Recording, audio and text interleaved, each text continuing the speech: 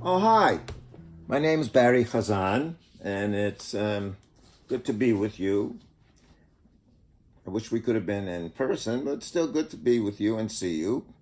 I'm a professor of philosophy of education, taught for many years at the Hebrew University in Jerusalem, now teach at the Spertus Institute for Jewish Learning and Leadership in Chicago, and I teach at the George Washington Graduate School of Education.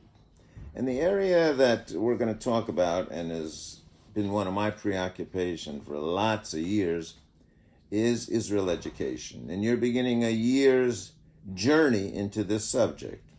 Typically, what I like to do in this opening session is ask you questions. Collect all the questions you have about Israel education, and then that becomes our curriculum for the rest of the year. Well, we can't do that. So let me throw out the questions that I have heard in schools from Australia to Austin, Texas, and from Antwerp to San Antonio, and here and there and all over. And let me ask a number of questions. We'll see. Maybe there'll be about 6 or 7 today, and then you get a chance to think about them and talk about them.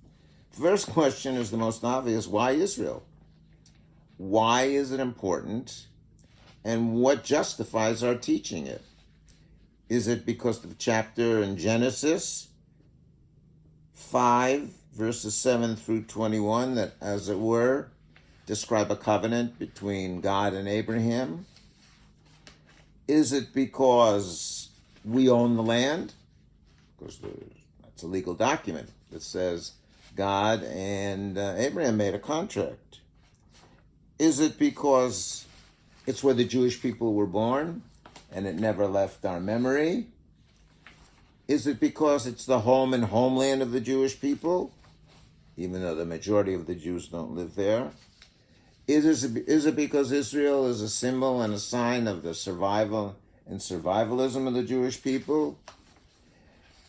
Is it because we're a people, and wherever we are, we feel that Israel is important?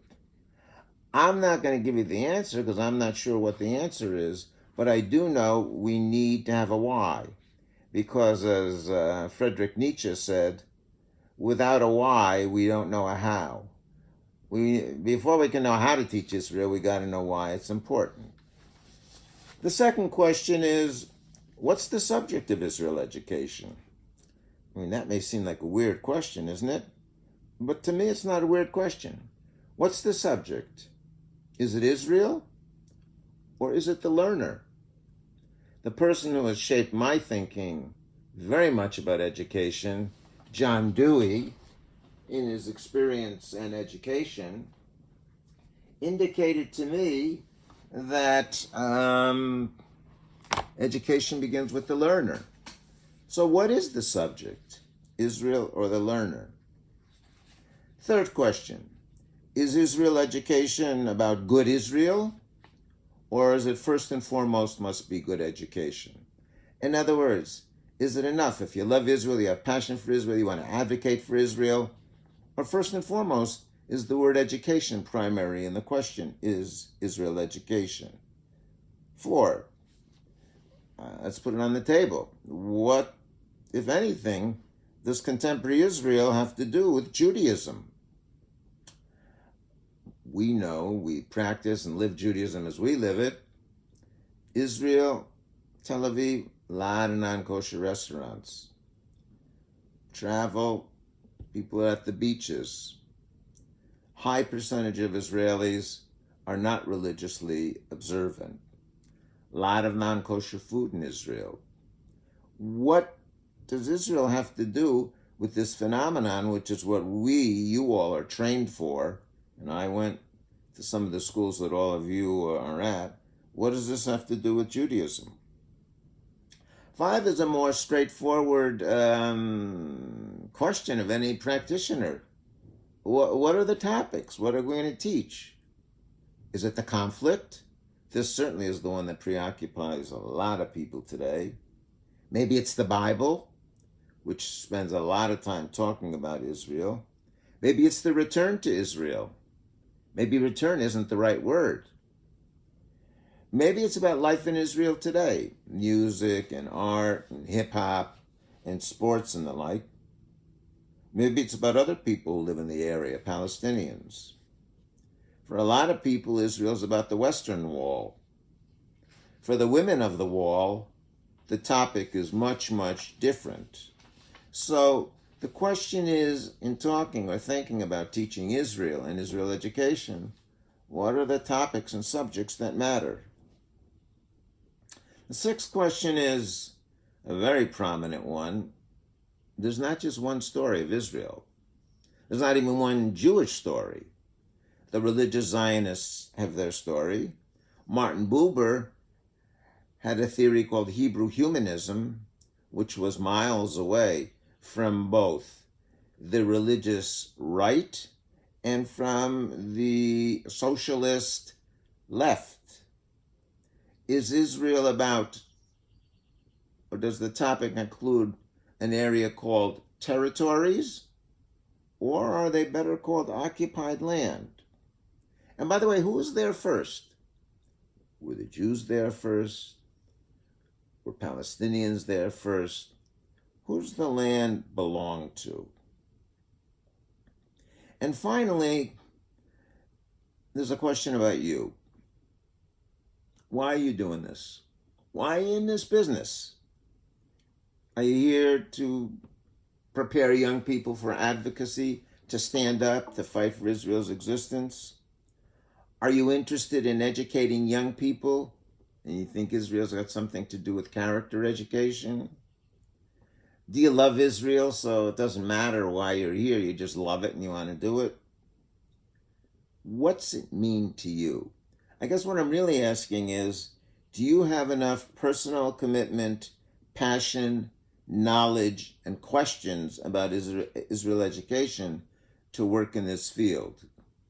Do you have, let me put it a different way, the way that a famous Protestant theologian, Paul Tillich, called it. He said, ultimate faith is ultimate doubt. Do you have enough faith in the importance of Israel to at the same time have ultimate doubt and be open to questions? In other words, do you yourself as a teacher know all the answers and therefore you can't hear any other questions? Or do you have the personal commitment, passion, knowledge, and the personality to be able to deal with the complexity and the fascination with this place?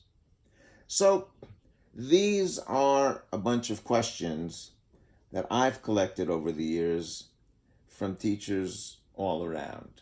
By the way, there is another question. How do you teach it?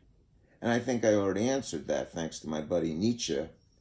And if Nietzsche's a problem for you, I'm going to quote another buddy, Ben Jacobs, a contemporary colleague who teaches at George Washington University. Ben Jacobs says, every curriculum is value-laden, or every curriculum is value-based. There's no such thing as a neutral teaching plan or teaching unit. Every time you either develop or give to teachers or present at a Hillel or wherever you are presenting a theory, a vision, and a philosophy.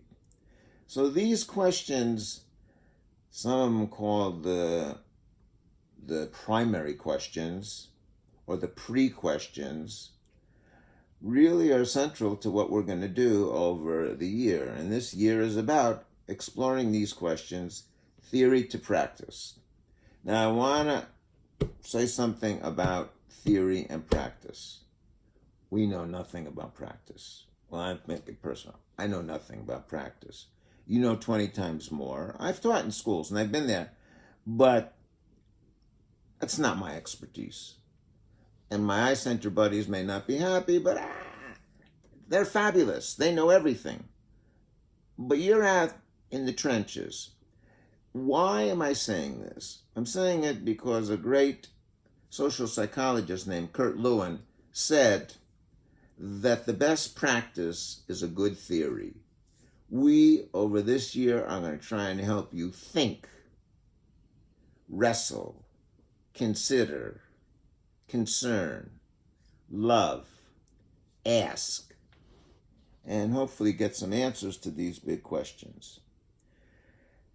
Finally, let me end with some words of the American poet E. E. Cummings. E. E. Cummings once wrote, "Always the beautiful answer."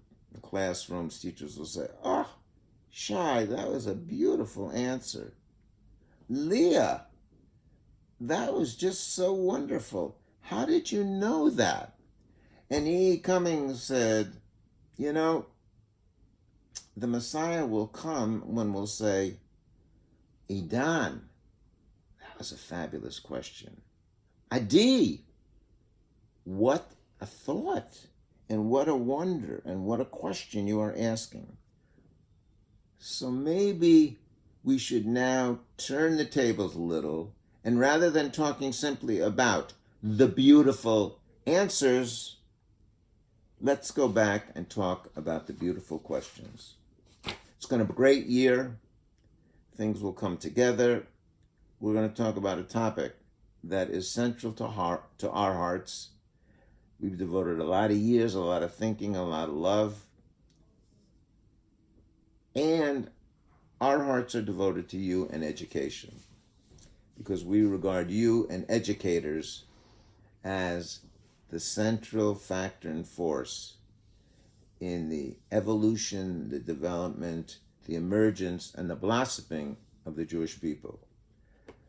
So good luck. Think about these questions, have good discussions, and if you get a little bored, read some great Israeli poetry. Great meeting you, and I'm going to see you sometime during the year. ואולי לא יהיו הדברים מאוד.